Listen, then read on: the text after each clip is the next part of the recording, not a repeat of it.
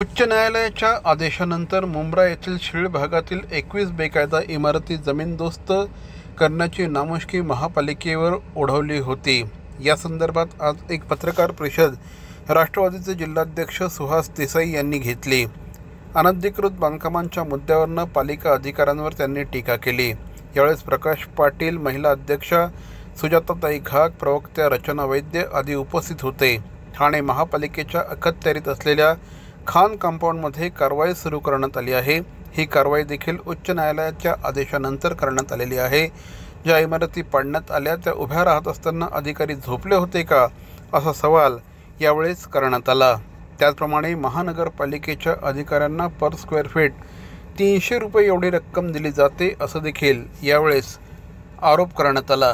अवस्था झालेली आहे, ह्याला कुठेतरी थांब झाली पाहिजे, हे कुठेतरी थांबलं पाहिजे। हे अनधिकृत चालू आहे, कचरा उचलला जात नाही, पाण्याची व्यवस्था नाही आणि फक्त आम्ही बोलकावण्या करतो की आम्ही स्मार्ट सिटी करतो। कुठे आता ठाण्याच्या स्मार्ट सिटी, ती स्मार्ट सिटी कुठे आहे, ती आहे कुठे?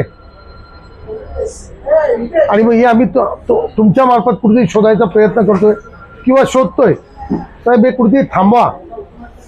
ठाणे शहराची आज परिस्थिती चालू आहे, अनधिकृत बांधकाम गोळा करायची।